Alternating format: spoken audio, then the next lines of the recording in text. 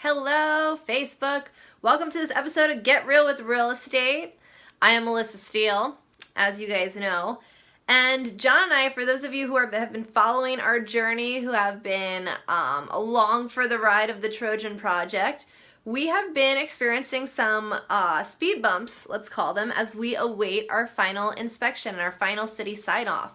So as you guys know, for those of you who have been following along, but for those of you who don't, I'll fill you in really quick. John and I have been working on adding an accessory dwelling unit in our backyard, which is something that we always encourage the owners of property to do if you're looking to add some value to your property and you have a piece of land large enough to potentially sustain an ADU or an accessory dwelling unit. It's an amazing way to offset your mortgage and your home expenses and to make your property work for you.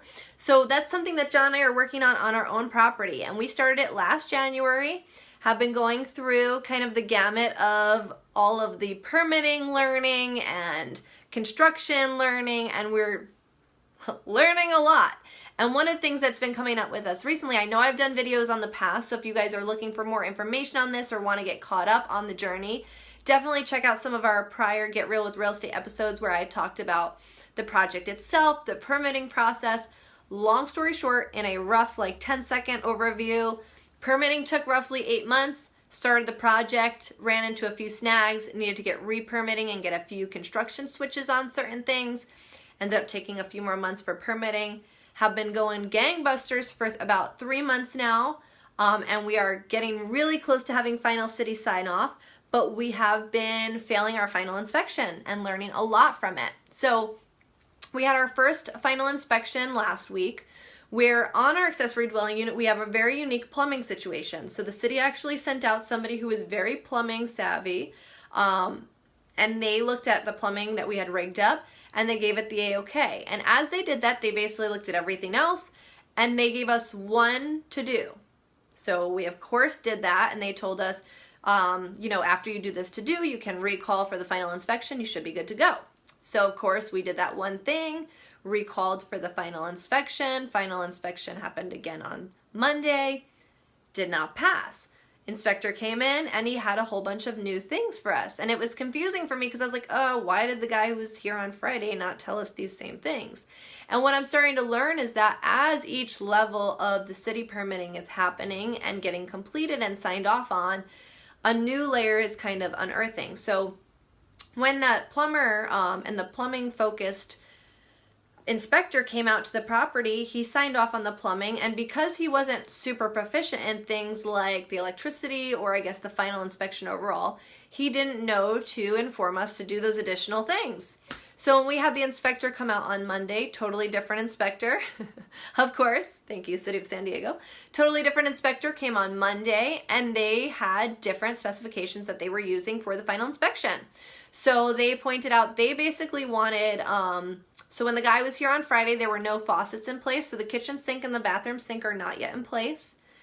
The heater, we chose to face into the bedroom instead of into the living space because John and I, let's get real, you don't need the heat too often in San Diego, and when I want it like in my bedroom because I want it to be really cozy. So we wanted it in the bedroom, and so we basically had the heater facing in the bedroom, and that got flagged on Monday, and a couple other things, just really small minor things, but the biggest one being the no running water and not having appliances in the kitchen.